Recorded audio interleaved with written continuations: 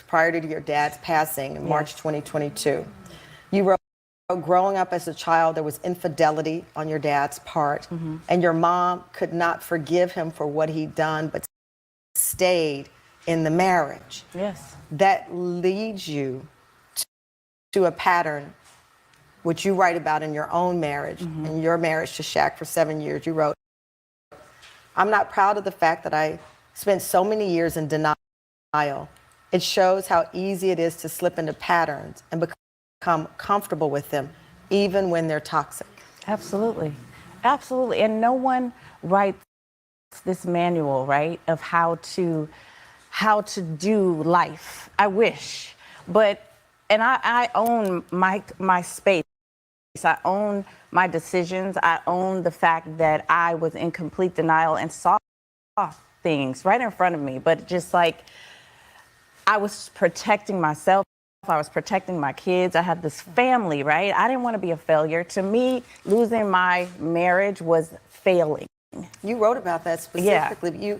You talked about, first of all, leave it to Shaq. When your book was announced, he tweeted out, nah. And then he said, I'm playing, congrats. He said he was just playing. But you said about the marriage, you said, looking back, I don't know that I was ever really in love with the man. It made me want to cry. Yeah. But I was in love with the idea of being married to the man I had a family with. I was in love with the idea of building a life together. Absolutely. I was in love with the partnership that I never got. I didn't experience partnership in a relationship until now. But, you know, Shaquille and I have a great relationship now. And beautiful children. And beautiful children. I would not change any part of my story, not one part of my story, no matter how depressed, how sad, how much at the bottom I felt, I would not change one part of it because I feel like my reward is now. Like I am, you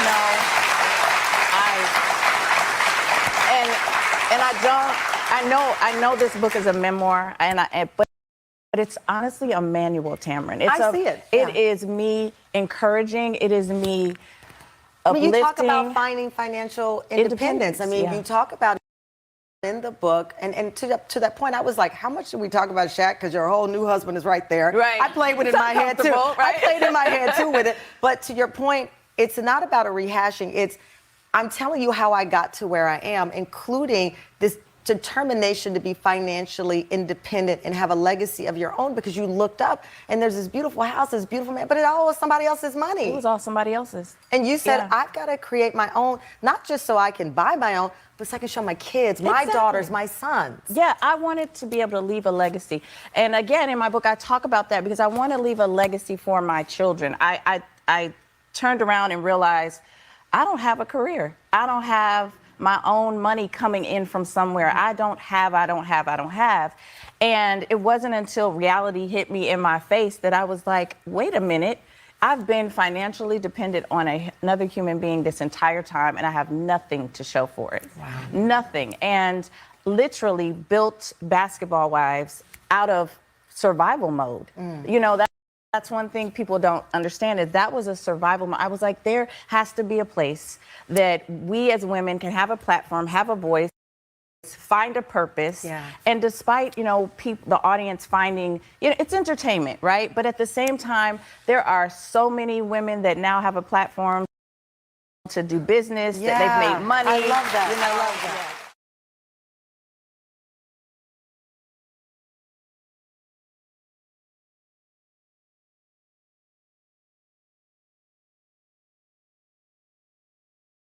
Oh, are we live? Yes.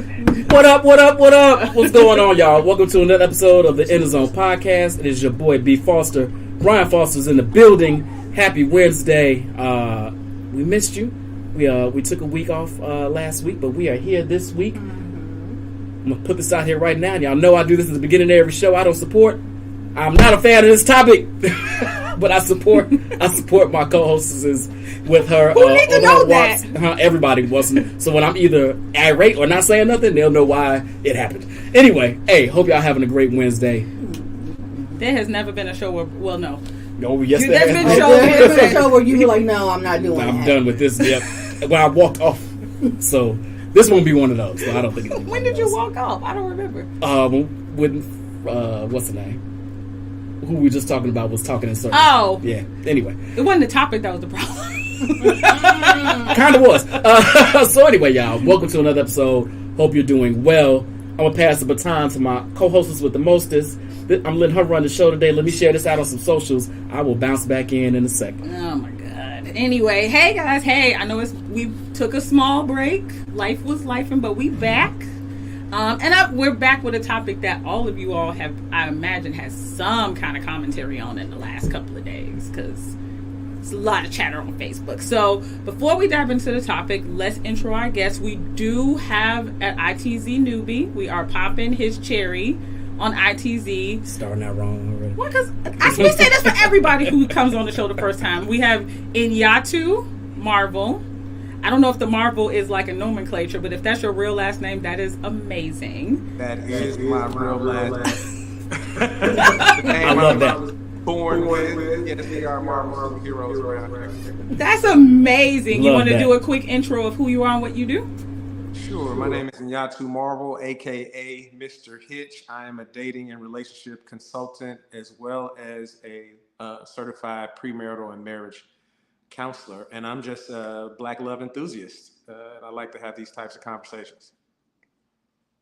Well, you now know, now that you've introed that, we're going to drag you into all of our dating shows from this point forward.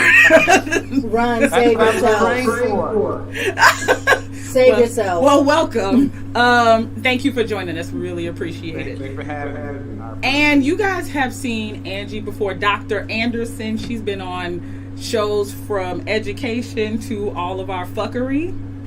We have to drag her on, but she knows she loves it at the end of the day. Oh, yeah. Dr. Angie Anderson. Hey, y'all, hey, I'm back. I keep trying to get out, but they keep pulling me back. She And it's wants to fine. be here. It's fine. She wants to be here. And she's the only person on the panel who actually read Shaunie's book.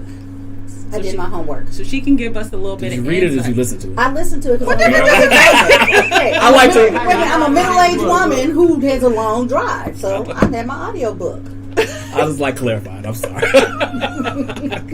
Y'all been like, I read 18 books this year. No, you didn't. You didn't read that one page. But it's fine. It's fine. Oh my God, let them people live. That's not Audio what I- books are the thing. Not what I do. You know that. Oh my God. All right, so before we get into the topic, I'm going to have Angie give us a small... Wait, and Yatu, did you happen to listen/read the book?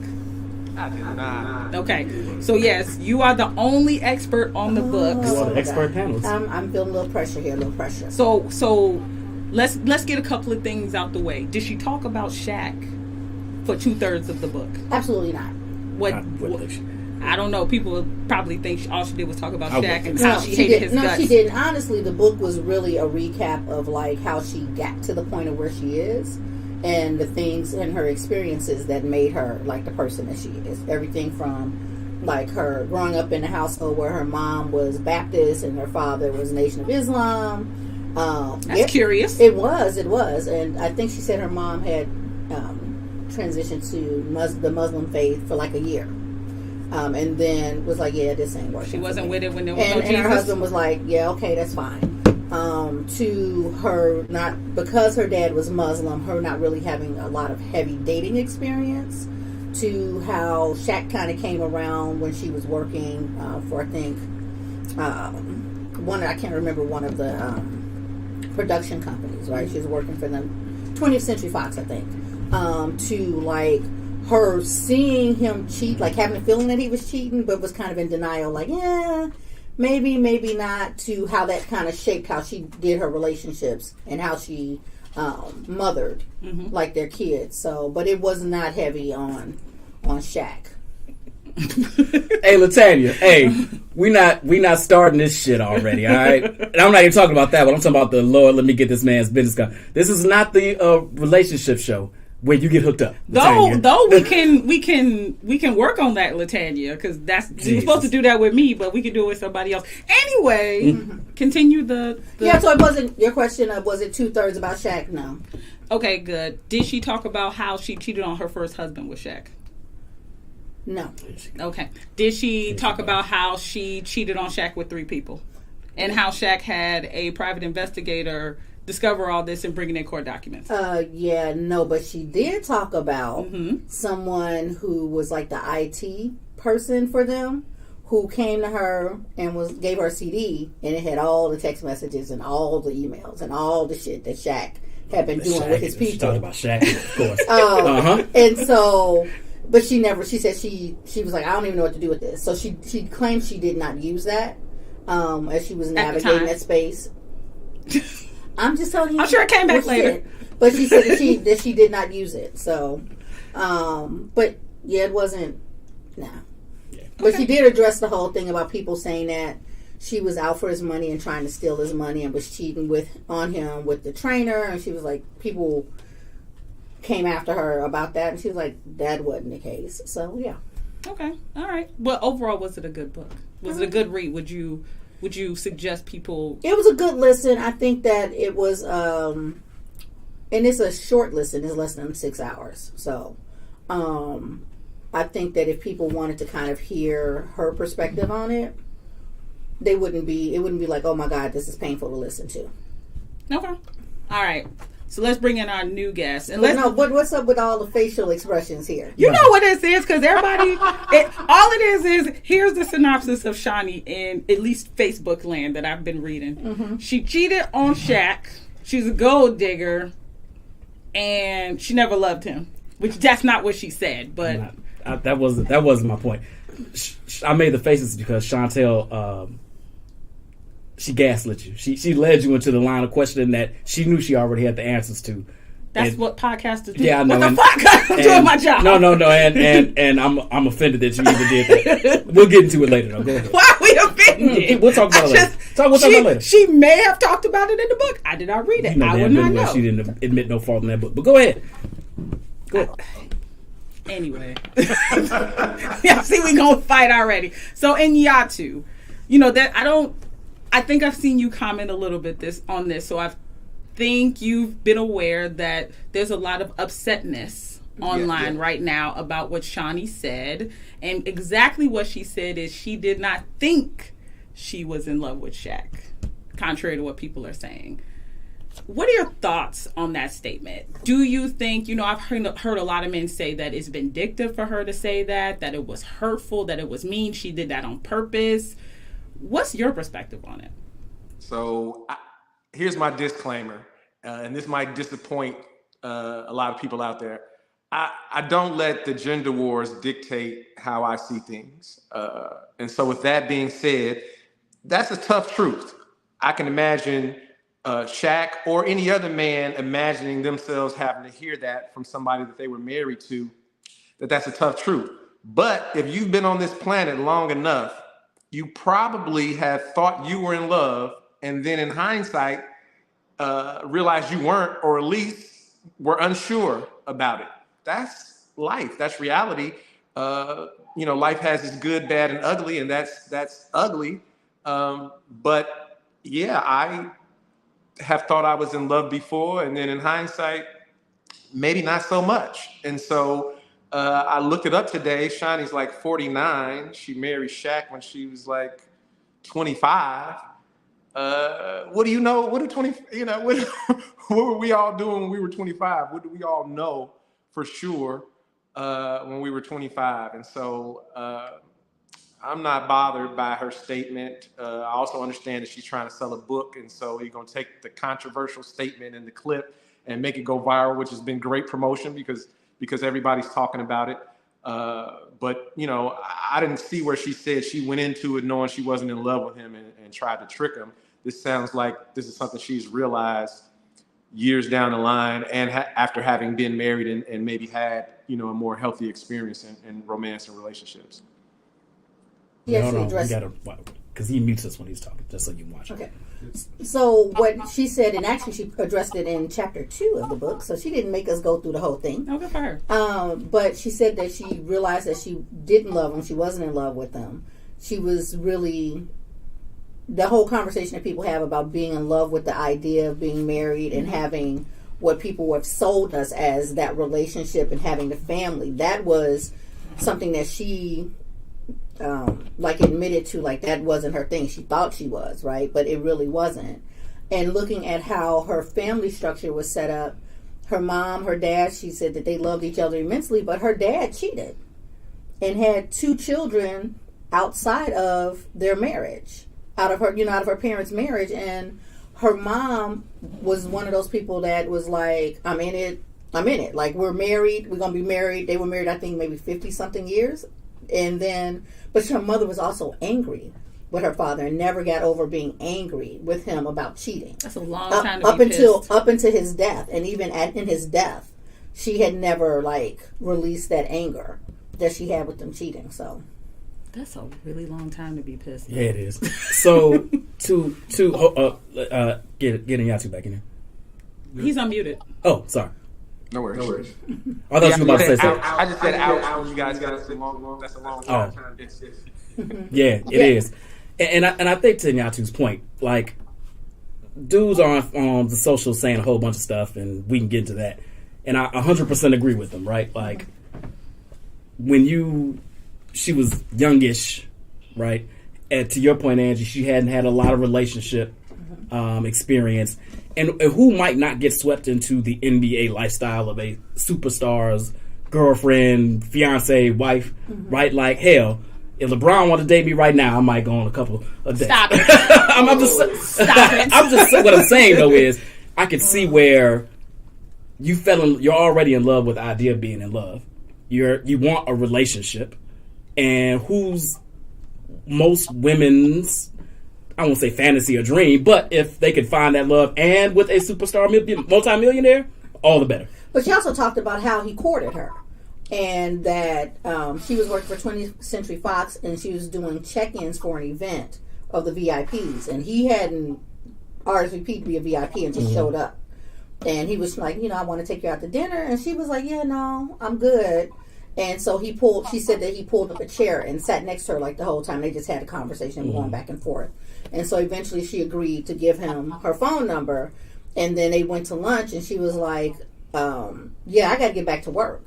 And he was like, so wait a minute, you going to leave spending time with me to go back to work? She was like, yeah, I got a kid and I need to work. Like, I'm not. And so that was something. And a man. Oh, sorry. Oh, yeah. Did she mention that she was married at the time that she met Shaq? No, she did not. Oh, okay. Yeah. Okay. So She mentioned a lot of shit. But that was something that he had mentioned to her, if I'm remembering correctly, that he had mentioned he had never had somebody who hadn't asked him for money. And that was something that was intriguing to him. And so she was used to, he had been, whining and dining and doing all these outward displays of affection and interest. Maybe the first hood rat, non-hood rat, he had tried to pursue a date. Don't know. Well, according to what I understand about Shaq, he hit on anything and anyone. So I'm sure he met some nice women and some whorish women, just mixing them all into a brew. Big. He was in Superhead's book, so there's that. Yeah. Facts on facts. And but I do want to touch on this before I forget it real quick. So it's true. You can think you're in love in a relationship, not really knowing what love is, maybe fully. And then as you get older and you get in other relationships and you do experience real love, it changes your, in hindsight, right? Everything armchair quarterback and late. Like, maybe I didn't really love. Or maybe she just some years removed. The lens gets cloudy. Maybe she did really was in love with that man, but as you fall out of love, did I really love him? Yeah, at one point you were in love, but 15 years later, maybe you just don't see it the way you saw it in the moment. I think men grossly underestimate how many women get married for the sake of being married. Oh, well, they shouldn't. And the comments would speak otherwise. I mean, I Right. just was going back and forth with somebody like, I don't understand how you could not be in love with somebody and have 4 kids. Do we not how biology works? Like, you have sex with them and you get pregnant. This is not rocket science. You absolutely can have 100 children with somebody and just care about them. You don't have to be mad. People have kids with folks they don't love every day, G. Exactly. That's a crazy My statement. point exactly. So in Yatu, because I know it's hard not being in the studio, but that's okay. We're gonna make sure you stay in here. So now that we've beat the Shaunie thing to death, right? And the other thing I will add, because somebody said this in the comments, that I think we're putting 50 and 40-year-old logic on a 25-year-old couple. Right. Right? It's not logical to say at 52, don't play with that man's feelings. You either know you in love or not. I can't say at 21 I knew what being in love meant. But I do now at 45, sorry. But these things you have to learn. Shut up. But we're also assuming that he was in love with her.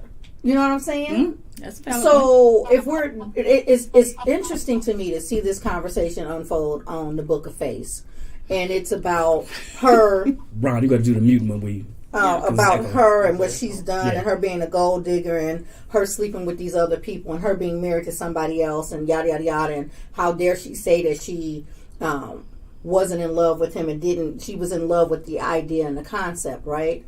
But ain't nobody even tried to broach. Did he even love her? Maybe she was a conquest for him, right? She was someone that he enjoyed the chase because she was a little bit different than the other women that he was dealing with. Because in the book, she talks about 2 instances that was right in her face where she had actually traveled with their baby and was in the hotel, and the chicks were there, and she was absolutely dressed differently than the chicks who were down in the lobby. And she was seeing the players come down, and the girls were coming and hugging up on them because they had relationships established, right? And she was like, and some of them, I knew that wasn't their wife. And one chick walked up to her and got in her face and cursed her out, talking about basically, you having a baby ain't gonna keep him. That's my man. It's like, oh, okay. So that was one instance. We need couch time, Lord Jesus. Right, and then another instance where she was checking into the hotel, and the poor guy at the desk was like, oh, Mrs. O'Neill, you left your scarf and your gloves here the last time you were here. Yikes. And she was like she said she was trying to play it cool to get as much information as she could. And he was like, should I get you your tea that you like normally? Like all of these things. And she's like, oh, he was checking somebody into the room and saying that was his wife. Wow, that's interesting. Or the time that she went when they were living in separate houses. Like he was playing in one city and she was in another in the house. And when she came to the house, the poor housekeeper was like, oh, the lady of the house will be home soon, blah, blah, blah, blah, blah. Like to her. Not thinking that was a relative. Now, I don't know if I would have been able to hold it together. I probably would have had to stab somebody. It would have been bad. Well, those are all horrible stories. They are. They're horrible stories. They're horrible. I don't even know how to respond to any of that. But I think that what you started out was he really in love with her? Was he in love with her? Shaq has already owned up that he was horrible, that he was out there in the streets, that he was a bum husband. That doesn't negate, but he's also said he was in love with that woman. The two things can both be true at the same time. I know people say, how can you act like that if you're really in love with somebody? Yeah, two things can't be true at the same time. So I think he's owned that he was in love with that woman. He just didn't know how to be the husband he needed to be. Now that's disingenuous. That's what I'm just saying. What the man said. He knew that you're not supposed to be going around fucking everything in sight. No, you don't have to be an expert in marriage or love to know you're not supposed to stick your dick in everybody. What else should say? I love. I'm just fucking bad at it. All right, the Shaq was just fucking bad at it. So in Yatu, I realize you can't do this because you're one man and you cannot speak for all men across the world, right? But we're gonna pretend like you can for a second. Why are men so reacted by her discovery, right? Why are they, and I've used this word on Facebook, they're villainizing her a bit, right? They've called her a gold digger and a cheater, and what she's saying is vindictive and spiteful, and she's only trying to hurt him, even though they both have been in interviews saying how their co-parent relationship is miles better than their marriage. And they have worked very hard to be copacetic. And Shaq has come back and said, congratulations on the book. So, with all of that set up, why are men so reacted by this? I think men are affected by this because this is our worst nightmare, right? To marry somebody, to marry a woman, and she's not in love with us. That, our perception of that is that she just went along for whatever the other benefits might have been. So I think that's why men are affected by it. I mean, I pray to God that I don't marry some woman who, later down the line is saying she was never in love with me. And so, I believe in courting. I believe in treating your woman good, but I also believe in giving room for a woman to like me for who I am as a man and not just for the things that I do. I want to be the cake and the things that I do be the icing. And so I think a lot of men are caught in that paradox of, you know, wanting to do good things and do nice things, but also wanting to be liked for who they are, and definitely for a woman to be genuinely in love with them and not just in love with the things that they do for them.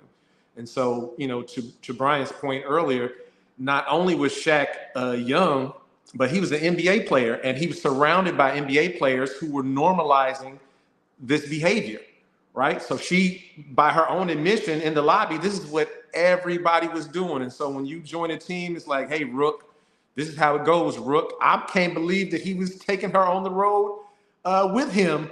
Even if he was being faithful, he should not have wanted her to see what everybody else was doing, because of course her assumption would be that he might be participating in that. And so I think that's why men are so upset about it. And you add on the current gender wars we have going on, it's like, you know, anytime a woman is wrong, and if a man is participating in gender wars, it's like you want to point and say, see, and vice versa. So I think it's the combination of those two things. Thank you for that last point, because I promise you, I've seen a bunch of comments like, we never do that. The hell? Never do it. Point fingers and say, you women suck, and here's why. Because Superhead did this in 1999, and all of you bitches are just like that. It's like, What Ben say they don't do that? They liars. that's my point. That's my whole point.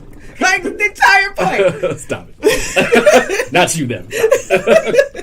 What about you? So, do you align? I think that is an incredibly insightful viewpoint, right? That this really, I really like the part about it being a man's worst nightmare. Because that makes sense why men are highly reacted by, like, oh shit, a fucking billionaire married somebody that don't love him? What are these bitches doing with me?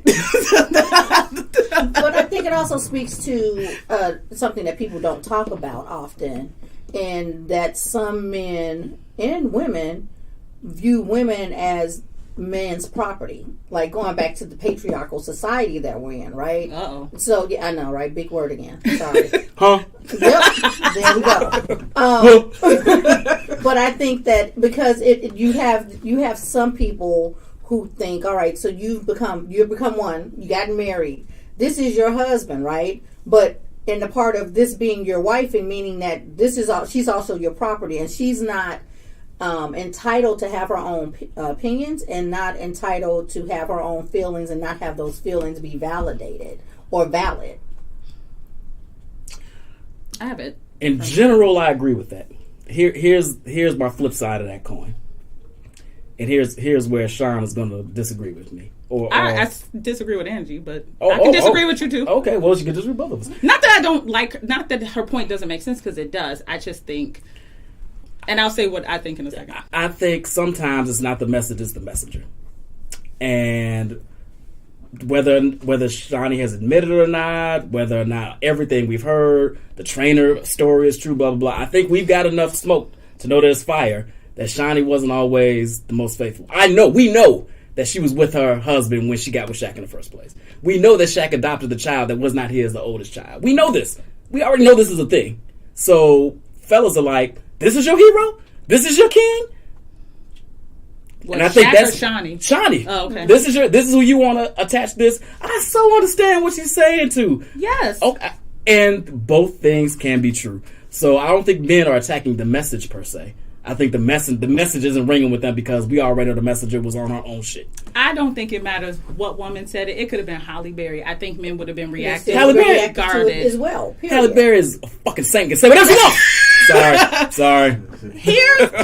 Here's my discovery in this, Shaunie, and I kind of knew this anyway, but this is my discovery. Men preach how they need to be respected, and that is the most important thing. If we didn't learn shit else about this Shaunie and Shaq thing, that is a falsity. That what? It's false. What's That's false? not true. That what? You all require respect above anything else. Here's why I say that. Shaunie respected him. She ran his house. She birthed his kids. She ran his business. She was as respectful a wife as possible, per Shaq's words, sure, not my own. Okay. If respect was really the bottom line, none of you all be reacted, because she was respectful of him. I think a woman loving you, it has far more weight than you all either know or willing to acknowledge. And there's nothing wrong with that. I think that is the emotional intelligence part of men starting to peak out, that they're resistant against just a little bit because we like to be a little archaic. But I think men want to be loved, and a lot of what we're seeing is these men constantly, aggressively and badly saying they want to be loved and they don't feel loved. That's what I'm getting from this whole Shaunie and Shaq thing. You can chew on that. And I am. So, I love our guest opinion on it. Yes, thoughts on that?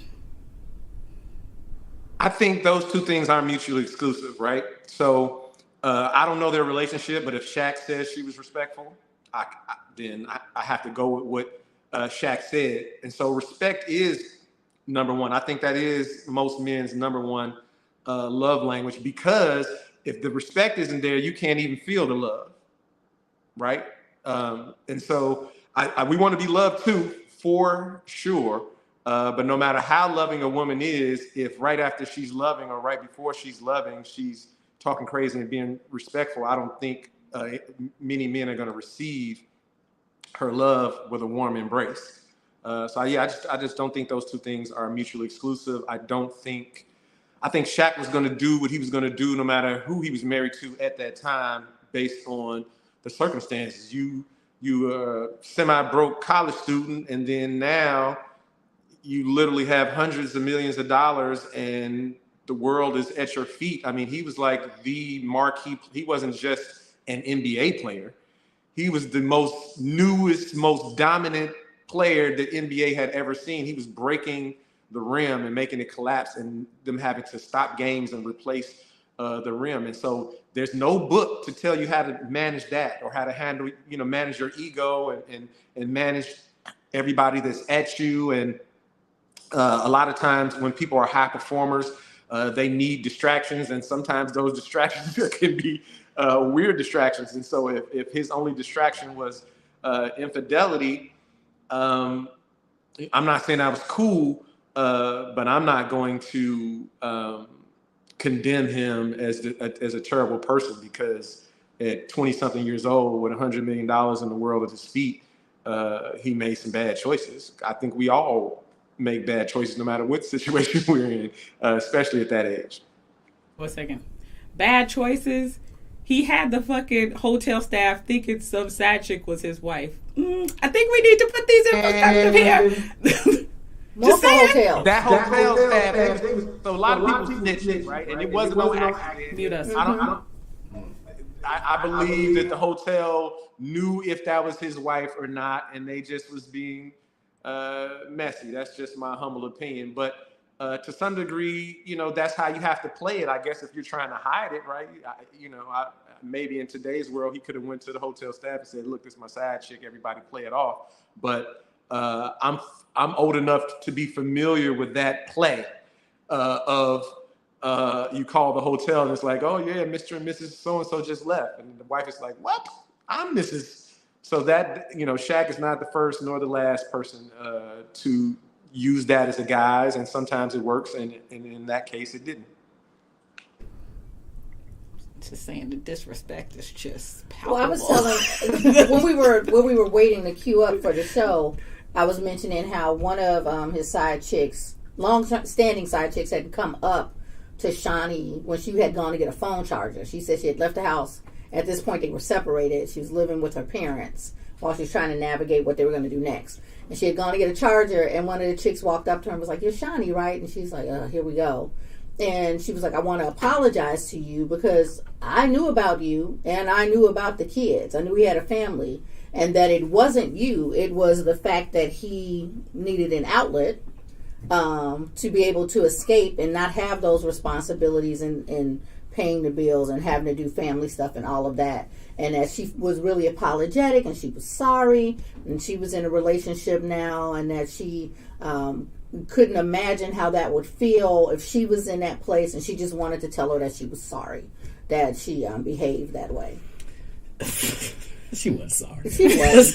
She was sorry. She was. She wanted to get that off her own chest because of whatever inner guilt or whatever she had going on inside. That putting that on Shaunie was just her own release valve. That's trash. That's true. So, I don't disagree with that perspective. I would have kept them earrings though. But the point that I was making is the fact that when Inyatu was saying that he had an opportunity to have all these releases, right? And so the girl, that's in alignment with what the chick was saying. Like, he wanted to get away from those responsibilities and all of that stuff. It doesn't make him not be an asshole for doing what he did. But it's interesting. Doing it though? No. Really? It I'm doesn't. gonna tell y'all a story. I've met one of Shaq's harem who lived in Chicago. Hey man, Shaq, if you ever watch this, man, I did not co-sign this conversation, bro. This was not supposed to be a Shaq. Well, we are gonna talk about Shaq, but I met one of the women that he kept, and he kept her, bought her a condo, funded her lifestyle. Mm-hmm. This is not just like you come to my hotel and fuck me. No, he is creating lifestyles for women. I get we don't like Shaunie, and I get Shaunie may have done some bad stuff in the marriage, but I'm sorry. This is not a mark of a upstanding citizen. Sorry. You also have to understand the way he got to pay to play different than normal dudes got to pay to play, right? Okay. So like if I want to pay to play, I got to buy some dinners, right? Maybe some flowers here and there. I'm on your average Joe bro dude. He gotta pony up, right. And or risk getting his spot blown up. I'm not saying that he didn't have to do that. What I'm saying, what he did was egregious. Sure, it's all egregious depending on what you can afford to do. But we can't poo-poo this. What I'm not poo-pooing it. He's an asshole is for doing egregious. That. We agree. Egregious. We agree. Shaq, I'm not burying you, bro. This is not my. If I may interject, please do. Shaunie learned from the best because at some point she had 3 size dudes and she bought them all houses and cars and did that exact same thing. So they were both egregious. I agree with Brian that depending on what your tax bracket is, how you handle things is dictated by that. And so again, these things aren't cool and they aren't excusable, but they were definitely normalized for him in his tax bracket. That is what people in his tax bracket that are cheating, that's how they do it. So, no hotel receipts and people spotting you at the hotel in the lobby going with this chick and he learned from those hotel experiences. And so he graduated. That lady wasn't the only one. Superhead wrote in her book. He got her a condo. He furnished the condo. This is, he was doing this all over the place. And it's at some point, so was Shaunie. And those are investments, by the way. Do tell. Hotel bills are gone once they spent. You buy a condo, that's your condo. Not if it's in her name.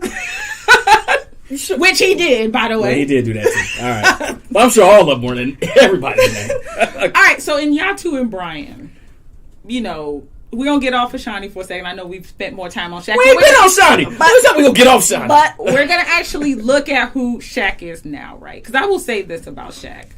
I love Shaq. I think he is super endearing. And I also appreciate the fact that he's been so honest. What I presume is honesty, right? Because I've also seen a couple people say it's total PR bullshit. Which it may be. I don't know. But I like that he has been, owning how really fucked up he was, right? What are you guys' feelings about that? Brian, I'll let you go. No, pass it to Angie first. Mm-mm. Oh, no. I jumped all over it. She said, y'all.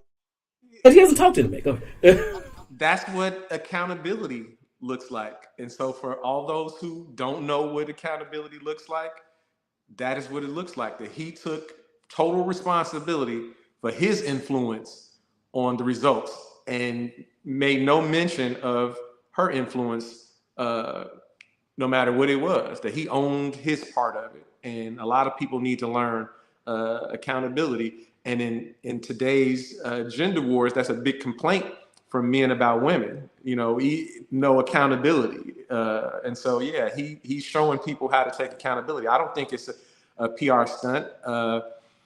I can look back on a relationship where I had a woman who did nothing wrong.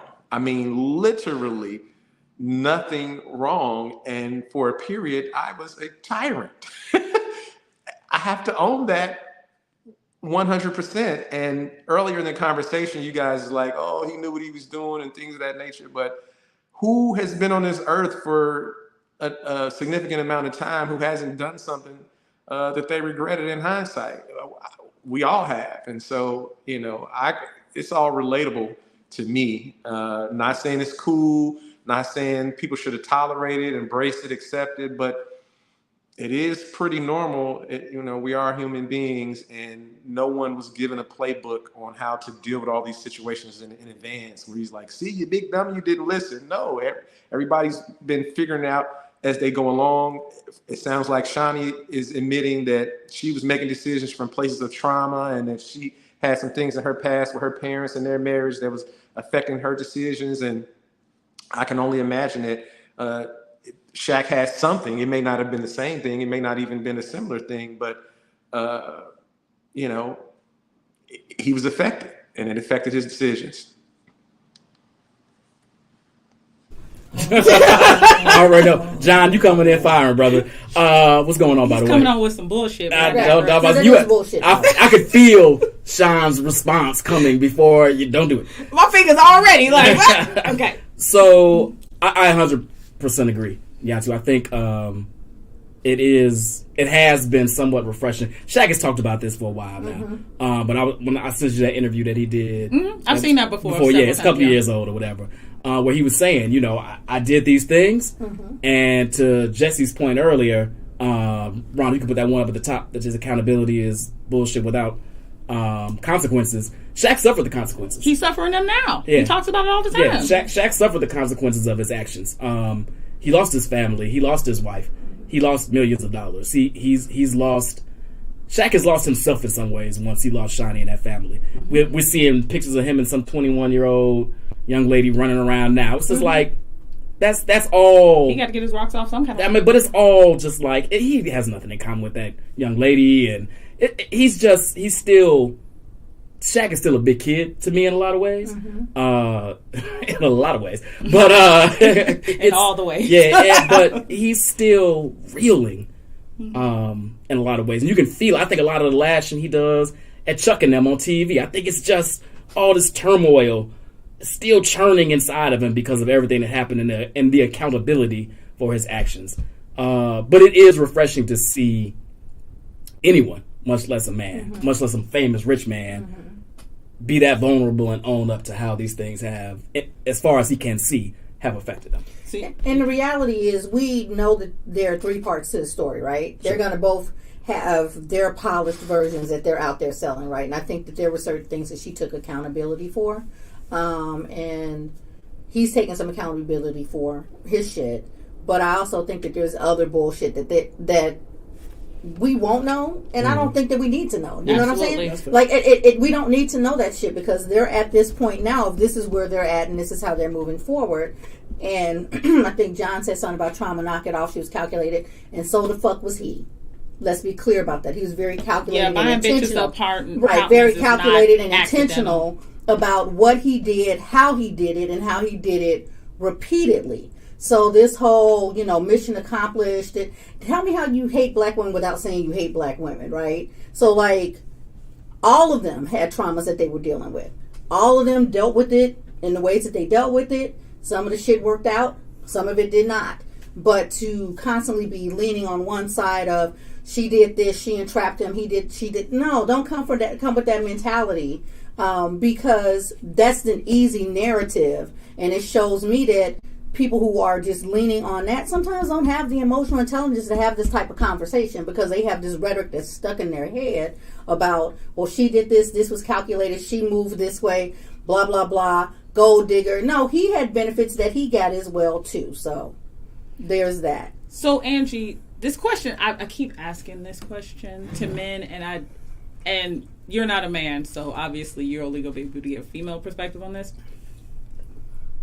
Her, in my opinion, her coming out and saying, I don't think I was in love with him, right? Or I think I was done. Whatever the exact quote was. I'm laughing at this. to me, that feels like her taking accountability, right? From my point of view. I'm very curious why men don't necessarily see her saying that as accountability. Because, again, I'm staying 10 toes down on it. It goes back to the fact that our opinions and the way that we feel aren't valued, especially when it's something that hurts the man's ego.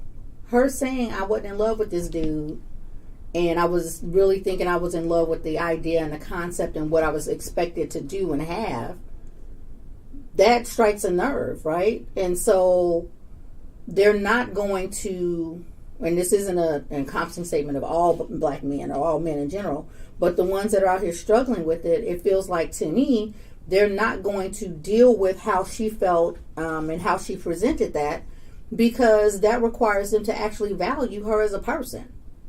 And value her thoughts and her feelings and her opinions as a person, whether she was on some bullshit or not. We've already established both of them were on bullshit, right? So that right there to me is a level playing field. Y'all both were on some bullshit, but that does not negate the fact that there are emotions that are there. And hearing people say, well, you know, he truly did love her. This is, you know, this has sent him reeling. Her saying, I didn't love him. How do you think that made her feel? You know what I mean? When you have to acknowledge that I was in this situation, I realized I ain't love this dude, knowing that the tags and the labels of gold digger, you ain't shit, you did this to entrap him, all of that, those are easily flung at her, not only by men, but by women as well. Very true. So, and whatever feeling she was wrestling with about ending the marriage too, right? She's coming from a Bible thumping family. We have to consider that maybe the last few years she had considered divorce and felt a lot of guilt because of what the church folks were going to say or what her family was going to say. Well, when she told her mom that she had to go, her mom was like, you just tell me what it is you need me to pack. Like, her mom was her ride or die. Like, I know that's all right, let's go ahead and pack this stuff up, and yes, you can come live with us until you get on your feet and all of those things, right? So, again, what she presented in her perspective was... read the comments. No, I'm not even reading the comments. That's why I stopped looking. I'm listening to what Andy's saying. It's funny to me to hear somebody that's probably got hundreds of millions in the bank talking about you got to come live with us till you get back on your feet. Right, you know, but if you're sitting there and you're not, if you didn't play the long game, like she said, she had her allowances that she had, like money that was left over for her allowance, but it wasn't enough to get the house that they needed for in the area they were in for her and 5 kids, like all of those things, right? Whether you agree with it or not, I'm just. Did her mom live in that area? Wait. Whether you agree with it or not. Wait. And y'all too. I don't mean to cut you off, so I'll be quiet until you finish. I'm sorry. Okay. No, that's how the show works. Yeah, people no, interrupt I people. That's what we do. That's part of the charm. Go ahead. We're sanctifying Shaunie a little bit in this moment. Before the marriage ended, she had access to enough money to buy her 3 size dudes houses and cars. So let's not pretend like, you know, she was going to stay at the Super 8 when she left Shaq. And, you know, he didn't contest her getting, I believe what I read today was $33 million in the divorce. He certainly had the power and the leverage to shut down Basketball Wives if he wanted to, but he supported her making her own money. He supported her doing her own thing. And so I'm not saying she wasn't hurt or anything like that, but let's not, you know, we don't have to make her a saint to humanize her. Did not make her a saint. So let me be very clear. I did not make her a saint. So let's rewrite that narrative. What I'm saying to you is what she said in the book. So there's a big difference, and it's a little challenging when ain't nobody else listened or read the book, coming in here having a conversation about a book and a comment that's made in there. So let's be very clear. That ain't what I said. What I'm saying is what she shared in the book. I'm not sanctifying her. Like I said, both of them did some bullshit, and they are who they are. And that right there is something that is common on both sides. So I'm not sanctifying her. I get a little riled up when people start doing that shit. We got you. I don't mind riling you up, right? That's right. That's what we do here, buddy. Brought up that portion of the book to drive home a point. So if I'm mistaken about the point, which I very well could be easily. That's okay. Go ahead. I want to hear. I want to have a conversation. What point were you trying to drive home? Thinking is the point that she said. These are the things.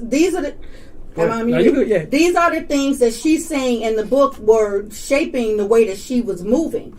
In no way am I sanctifying her, because I think I don't have a horse in this race, right? This shit is bullshit on both sides. But the challenge that I see is where, regardless if you agree whether we agree with her or not, and her feelings of this is where I'm at, I realize that I didn't love this dude, whether we agree with her or not, that's still what her narrative is right now. So don't be dismissive of that. And me sharing what was in the book, what she wrote in the book, whether I believe that it was true or not, is me sharing what was in there. So I got you. And I would add this point, right? The moment she left, I think it would be disingenuous for us to believe that he didn't cut off her access to the money. Right? She had access to the money when they were married. If she left, why you think he just gonna still let her go into the bank account? Is that what y'all think happened? Well, what I'm pretty sure happened was Shaunie's not a dummy. Nothing about how Shaunie has moved since we've known about Shaunie speaks to me of unpreparedness. Gorman, we need new chairs. So I'm sure there was some cash set aside. I'm sure there was still some credit cards open. I'm sure she had some funds. Did she have $300 million, which she got later? No. Did she have $20,000? I doubt it very seriously. That's all I'm saying. That's all I'm saying. And I do want to make this point, to your point earlier, because I think and I don't know if you meant no. We kept saying she didn't love him. But I think we need to clarify between in love and love. I think she loved that man. And I think she thought she was in love. And then later realized maybe she was not in love. That didn't mean she didn't love him. I agree with that. I just want to make sure we're clarifying. There's no way you live with somebody that long and not care for them. Yeah, so I just want to make sure we're clear. All right, so we're going to switch gears just a little bit and get off of Shaq and Shaunie's back and bring Inyatu in, because he's so insightful. I be bringing some fabulous guests in. Shout out to you. One. We both got 1 and 1, so we even. Wait, who's mine? Bam? Was that 2? No, like, the one that we wait, hold on. That was awesome television. How many times have you watched somebody have a real live mental breakdown on live? I'm sorry. To catch people who didn't see it, we did have somebody who had a bit of a mental health crisis episode on our episode. It's still on YouTube if you want to watch. We took it down on Facebook, but it's on YouTube. Anyway, Inyatu, you know, every time I've heard Shaq talk about this marriage, he has always been like, I'm 100% to blame. Everything that happened was completely my fault. She was a perfect wife. She did everything she was supposed to do, right? But of course, people are like, no, there's no way that one person was the demise of a relationship, right? Is that true? Do two people have to have some accountability or blame in the demise of a marriage? And before you answer that, if you guys want to send us, I know y'all loving this conversation. I've seen all the comments. E Young Beard, I see you in here, baby. If y'all want to share some stars, you know, tip your bartenders and your host, feel free. You can just leave a couple of stars and give us a couple of dollars so we keep the show going. All right, to that point. You need to tighten that up. I keep forgetting we can even do that. So it just occurs to me right now. And EY, I must say this. The entire point of a podcast is interpret the topic at hand. So unfortunately, that's why we're here. To interpret what was said. Anyway, Inyatu, hopefully with all that you did not forget the question. I did not. I think Shaq is approaching it right. If Shaunie wants to take accountability for her influence, let her do that. But he's just owning his part. Certainly both people have influence on the relationship and therefore have influence on the results. But again, as a person who had a personal experience where I had a relationship where the woman did not contribute, to my knowledge, anything negative to the relationship, and certainly wasn't responsible for the demise. I guess I'm like Shaq in that situation. I can own it 100%. I was traumatized by some things, and I sunk into a savage place. And was moving a savage type of way. And so I think when Shaq looks back on the marriage, that's probably the part that he remembers of how much stuff he was doing and how much pain he might have caused when he reflects back on it. And then when he was looking at her, because to my knowledge, she didn't get caught cheating. He's seeing the mother of his child, and she loving on the kids and supporting and doing all of these things. And so, yeah, I don't think it's unrealistic for him to own the demise of the relationship. And I think it's rare that one person is the only cause of the relationship, but it exists. But I'll mute us. I think that it is like going to the part of the question where you're saying, do both people play a role in like the demise of a marriage? Can one person be to blame? Because I saw a lot of no way, even though I was like, he's taking 100% blame. They were like, nope, she's at fault. It's her fault too, blah, blah, blah. Well, I think that one person could be the catalyst that starts the demise, right? Mm-hmm. But I think everybody that's involved in that relationship has a part to play in it. You know, even if you're in denial about the shit not working, or you're in denial about it not being healthy, or everybody, and your lack of saying something about it or expressing what your need is for them to get right, that's contributing to that, because that's saying whoever it is on whatever side that behavior is okay because it's being tolerated, right? It's not being checked, or that need is not being met, so it's okay to keep moving forward. So I think that while one person may be the fire starter as it relates to how the relationship may be taking a left, right? But she's adding some kidding. Both parties are engaged in some type of behavior that either keeps it going.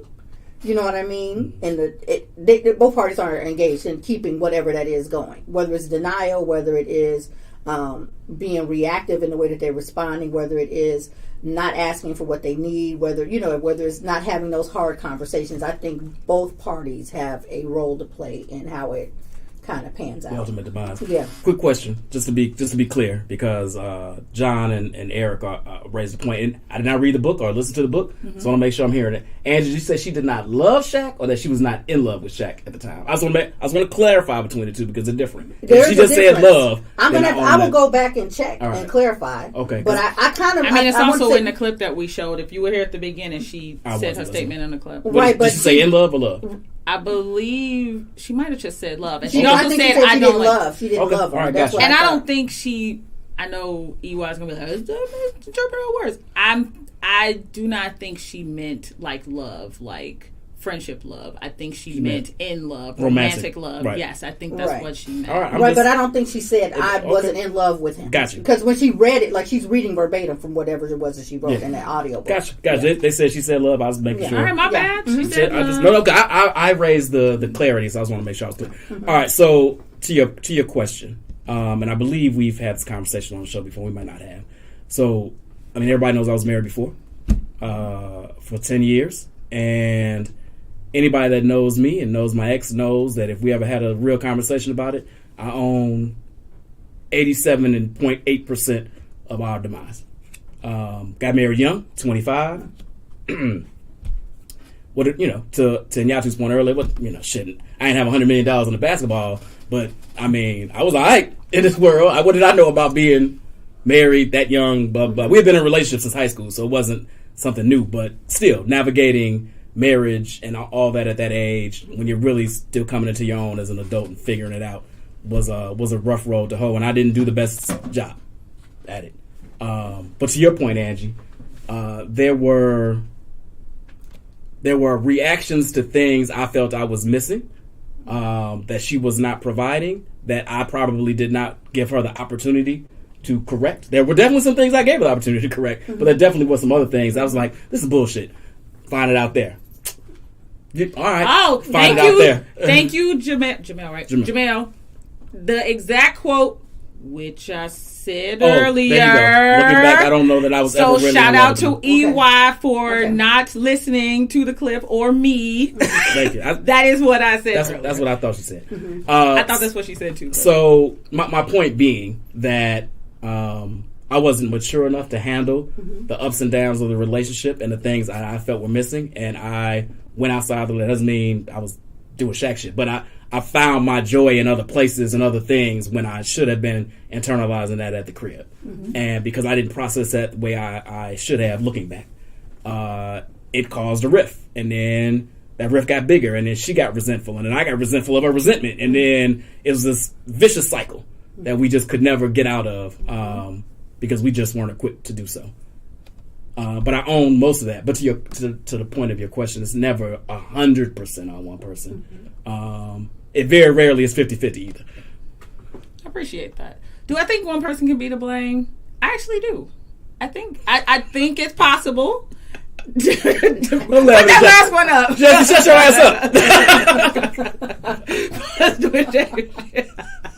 Shout out to you. You buy bitches condo? Past tense. You bought bitches condo? My kid's grown now.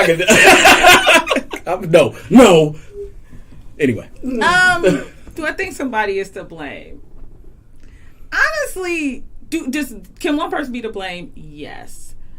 I don't even know if it really matters. I mean, I'm sure it matters to the people in the relationship. One person is 100% to blame? I don't agree with that. I don't know because if the marriage is dissolving, and to your point, and people are participating outside of like mending some hurt feelings, does it really matter who's to blame? I guess is the question. That wasn't the point of your question. I know, but I'm thinking through. I know, but I also said I think somebody can be 100% to blame. Absolutely. Let's stay there, because at the end of the day, the relationship's over, then the relationship's over. And does it matter? Sure, it matters to the people in the relationship. I said that. Okay, I'm sorry. It matters, but I'm just like. But does it matter? Relationship's over. It doesn't matter. It matters to the people in the relationship and how they move forward in any capacity that they need to move forward in, if they need to move forward together at all. But I want to go back to this. It can be 100% on somebody else. Sure. How? I don't know. I just told y'all 100% me, and I'm not playing. 100%. She had zero culpability. She had no culpability whatsoever. None. So even when you were out here acting a whole fool, and she knew you were acting a whole fool, and she didn't say, "Hey, you acting a whole fool out here. So I need you to either stop acting a whole fool, or I'm gonna be out." She did tell me. She did say you acting a fool, and tried to encourage me to stop. Or even at least act a fool in a respectful way. In a respectful way. And then you said, "No, I'm done. I'm not doing that." And she stayed though, right? She stayed for a little bit, right?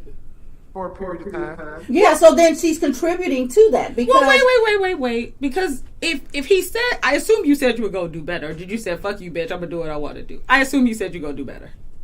He said, "Don't assume." Oh shit! Wow. Never mind. I was hopeful in y'all too, but apparently I don't know anything. Your face said everything we needed. When she said that, I was like a deer in the head, like. By saying nothing, you said everything.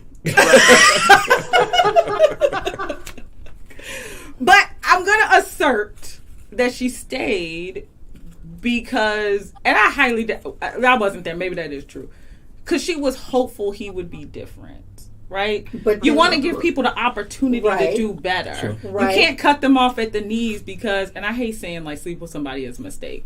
It's a choice that you may regret. Mistake, I don't align with.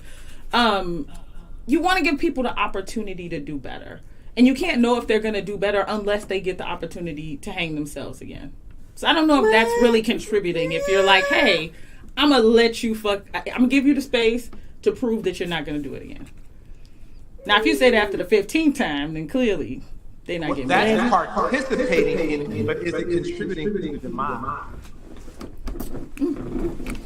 I don't think so. Come on, smart people. Andrew? So are you responsible if you stay? Yes. But does that mean you staying contributing to demise? No. If I'm acting a fool and you're hoping that I'll heal and stop acting a fool, how does that make you contribute to the demise? How does that make you responsible?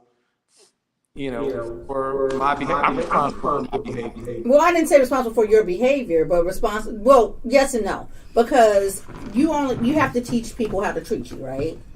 And sometimes people don't do a good job of that.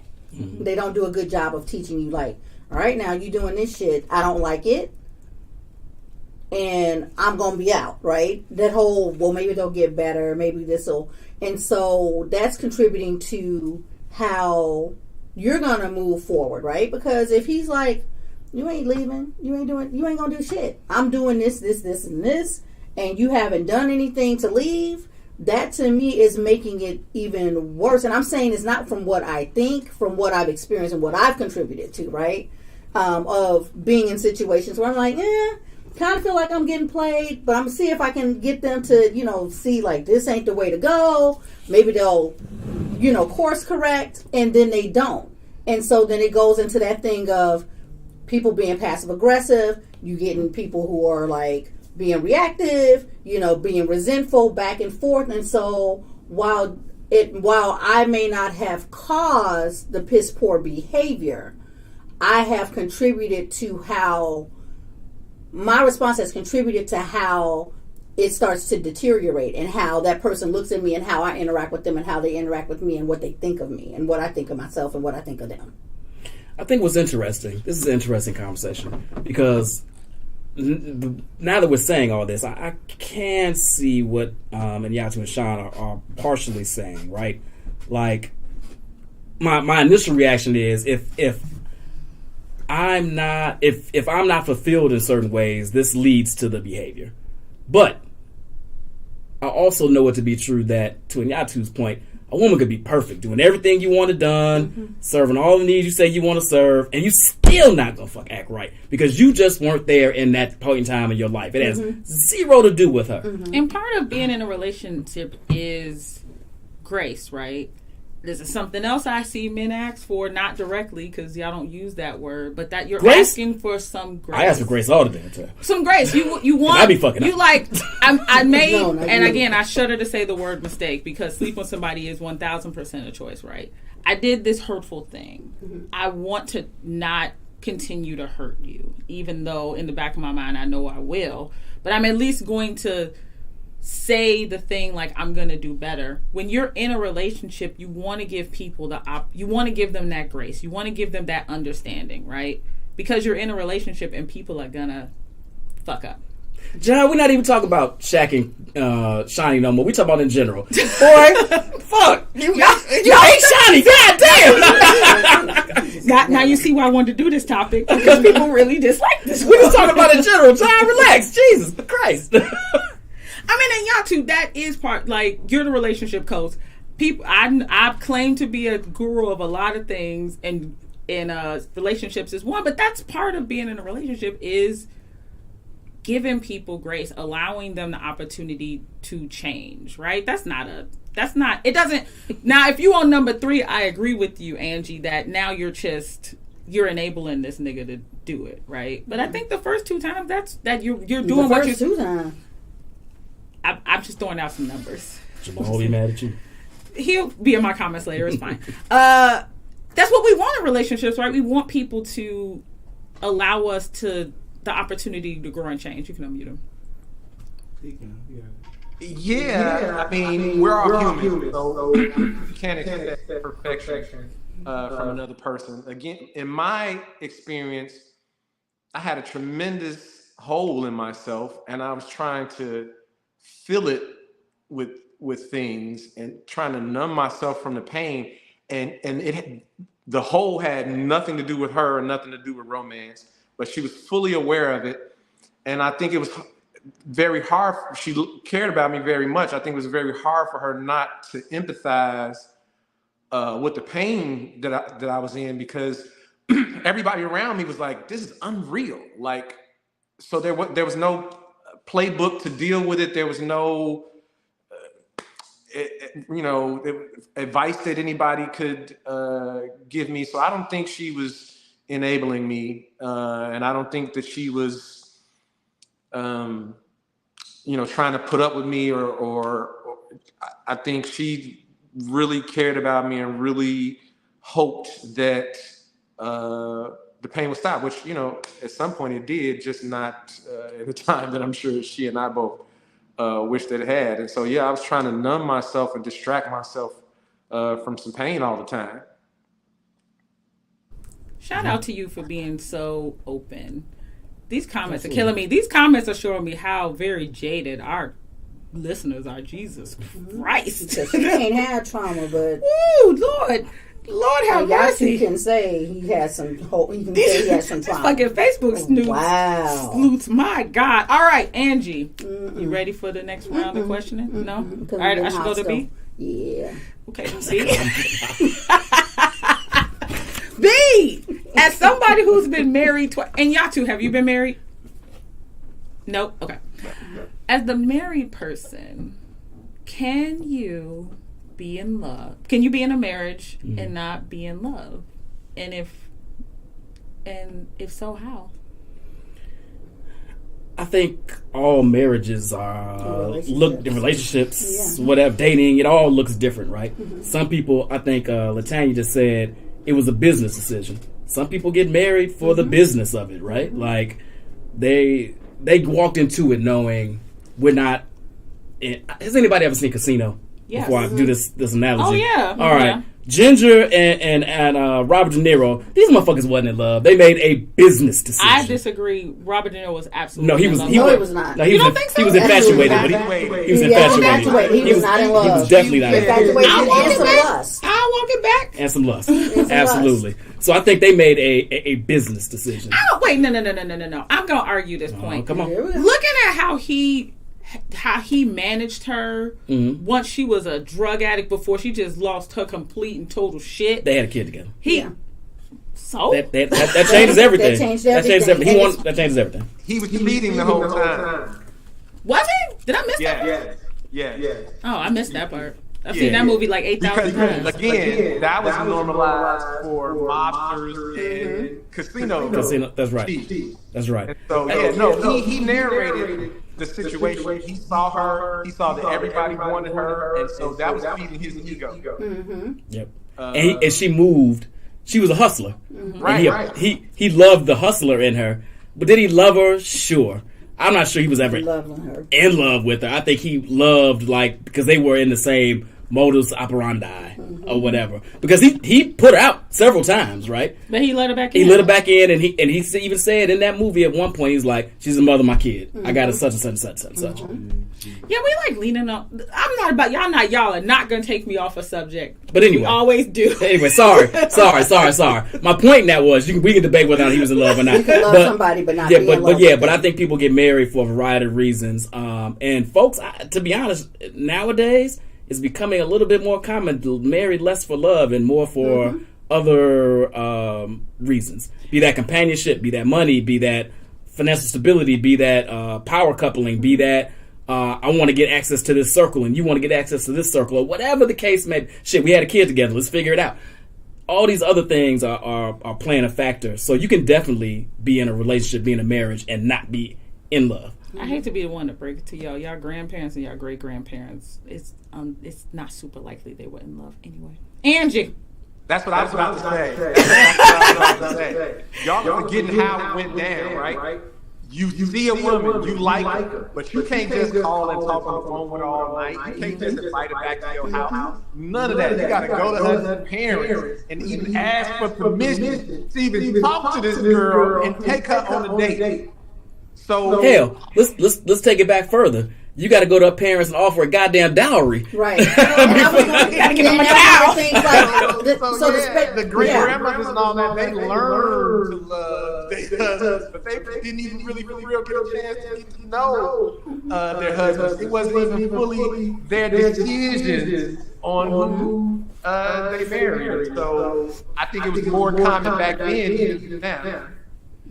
And I think it's interesting because I've heard I've seen some comments about respecting marriage and respecting the sanctity of marriage, and I'm like, what sanctity? Jesus. Like what? I mean, ouch. Like what like if we look at how people are navigating. Turn this off right now, Allison. If you watching, turn it off. Turn it off. Hey, Allison.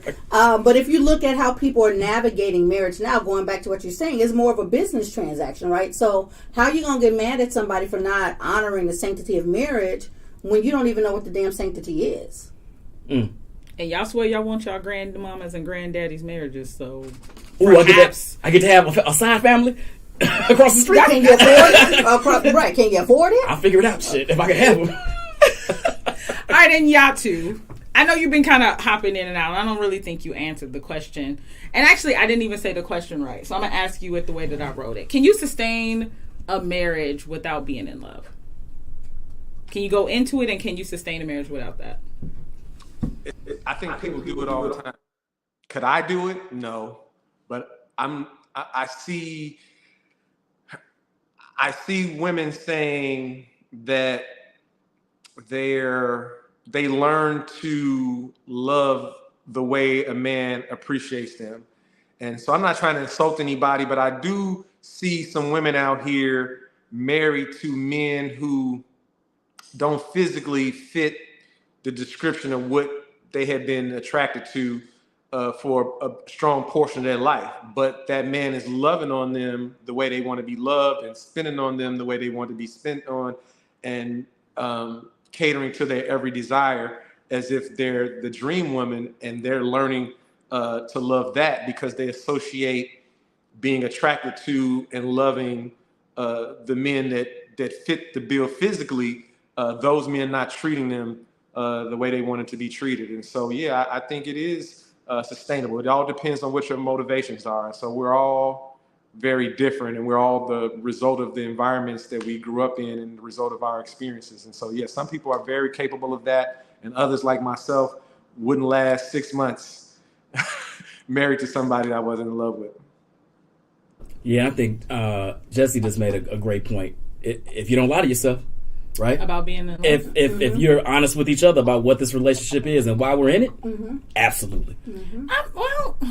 I don't like the lie to yourself part, because I think we talked about this earlier, right? You are at a certain point at certain ages that you're not at that point in later ages, right? So I don't want to believe, and I'm taking this on, right? I don't want to believe people go into a marriage lying to themselves about being in love or lying to themselves about liking somebody. I think they feel it. It may change. Maybe not necessarily to themselves, but to that other person. Oh yeah, people lie about that all the time. That's what I'm saying. Keeping it 100 with yourself and each other, right? Like, hey, listen, I love you. This might not be. This is back to Sam Rothstein. I don't know why he told her Ginger when he proposed, he's like, hey, I know we not normal people. I know we not in love. Blah blah blah blah.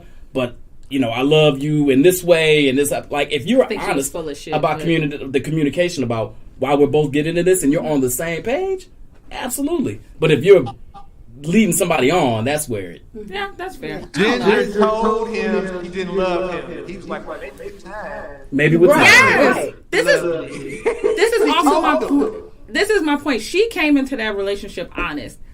I think he does the human thing by saying, oh, yeah, I feel the same way you do, even though he didn't. I think he was in love with her. Well, I know she came to the conversation, into that marriage, more honest than he was.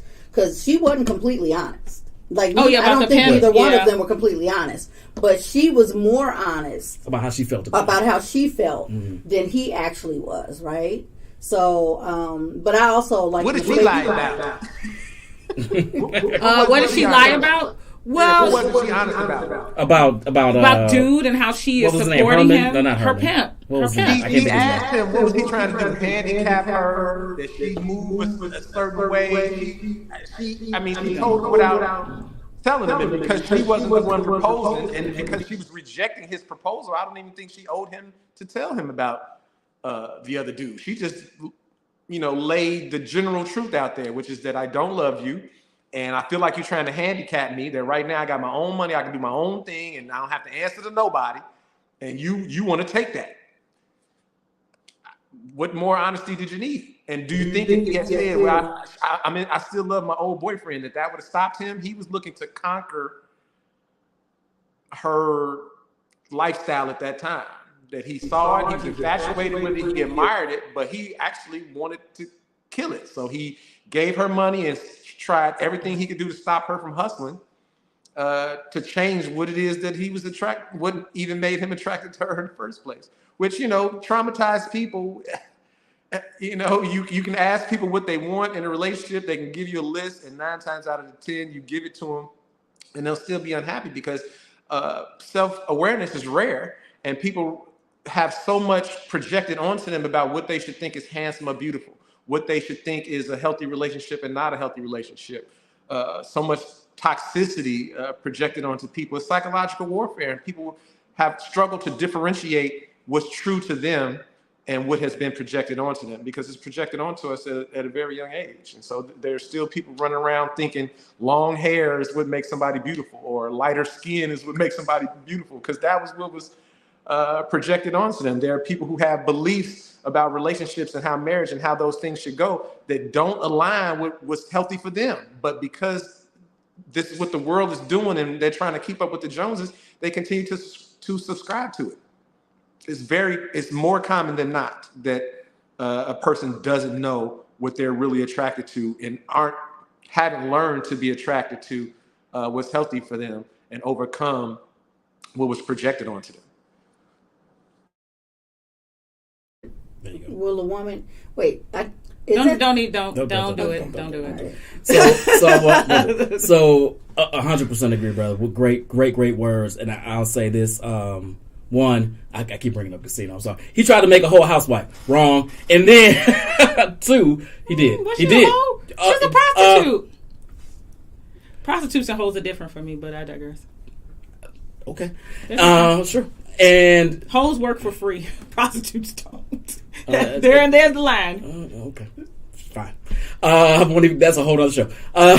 So, and then the other thing you said, which really resonated with me, was that people have to be honest about who they're getting with and how they move, right? Mm-hmm. A lot of people, I'm sure it's jokingly, but there's a little bit of truth in every joke. So how's Allison deal with you? How you get to move like this? How you get to blah, blah, blah? Allison knew who she married. Allison accepted me for who I was. God bless you, Allison. And lets me be, to an extent. Right. Thank you for loving my friend Allison the way that he is. Lets me be who I'm going to be, because that's how I need to be whole, to love her the way she needs to be loved. If she tries to restrict that more than it needs to be, and change who I am as a person, then I'm not happy, and that's going to spiral into something. But I think you're speaking on something that a lot of people don't acknowledge, is when you meet somebody and you're with them, can you really ask yourself this question of, if they don't change the way that they are right now for the rest of the time that y'all are together, are you okay with that? And if you got to pause or you got to say, no, I'm not okay with that, then you probably shouldn't be with that person. Yeah, but there's a couple of things I'm going to change. Yeah, no, that's too much work. I can't. Like you, and that's, I think that's a real question that people don't ask, because I think ultimately we as humans want to be, or we are designed to be in a relationship, right? And we want to be, except for you, it's fine. No, I'm looking at that last comment. I'm sick of you, Stephanie. Actually, I was looking at the comment below that. I didn't even look at that. Yeah, so like we're designed to be in a relationship, right? But I don't think that people, part of being in a relationship is that folks really do have, I think, good intentions as humans. Mm-hmm. Most people. There's some people that are just like, yeah, no. They do have good intentions as people, but they, in part of having that good intention is they don't want to hurt somebody's feelings by saying, if you don't change, if you're the same person that you are today, tomorrow, and forevermore, I can't deal with that, right? You don't want to hurt their feelings, and you have that fear of being alone that people really don't want to talk about and address either.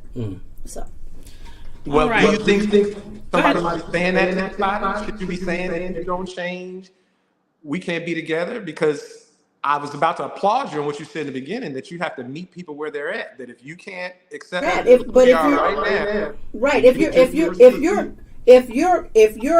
this is the person that you are and you're going to be that person, and am I okay with you being that person? And if I'm honest with myself and I have to say, no, I'm not okay with that because there are certain things that I would need differently, then I need to move around, because that's not fair to me and that's not fair to you, and that's how you breed resentment.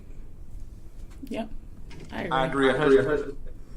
All right, before we close out, I have to ask Nyatu, because he was so awesome. We got to have him back. Will you? Okay, hopefully we didn't scare you away, did we? You'll come back to the show? We didn't even get crazy. This is a calm one. This was mild. Super mild. Yeah, this is a calm one. Proud of ourselves, actually. Shit. Literally a podcast. So no, this is mild. Perfect, thank you. We absolutely will have him back. So, since I kind of... Andrew, you'll be back next week. I'm not coming back. And y'all too.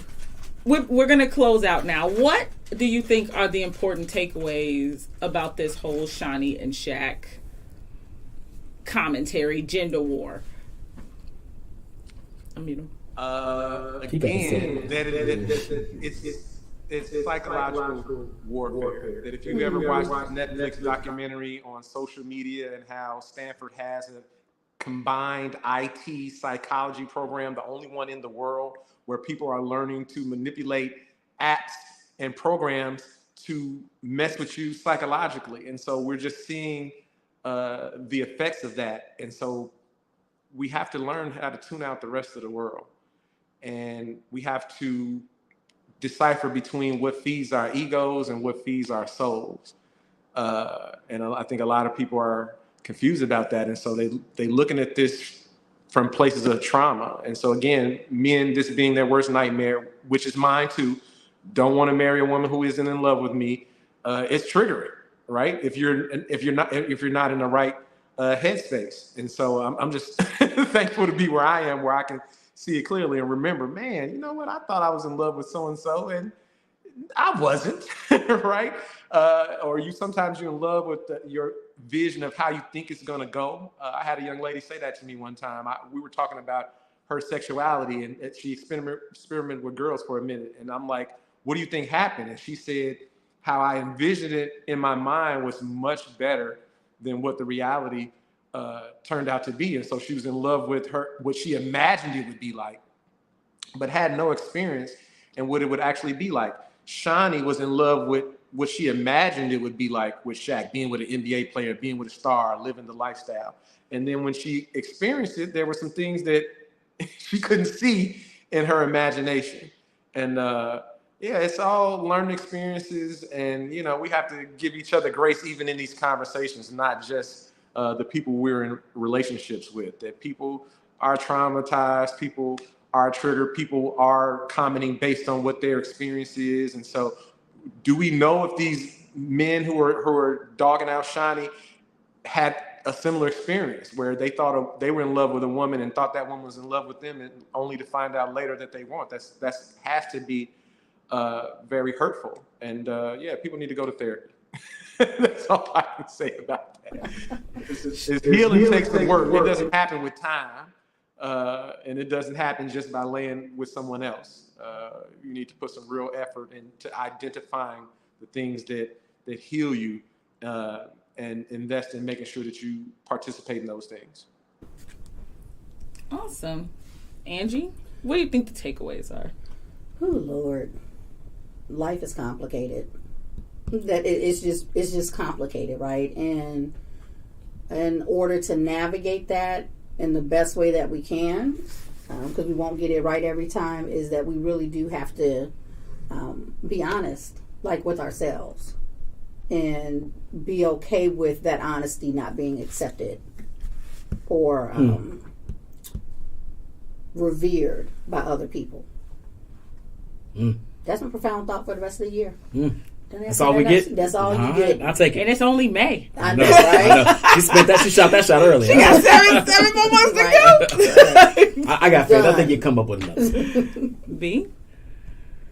So, Angie kind of actually summed up my thought in a more elegant way than I thought I would even say it. I think that, one, let's Shaunie and Shaq are public figures. And a lot of people say this is a conspiracy to help us sell books and make money. I don't know if that's necessarily true.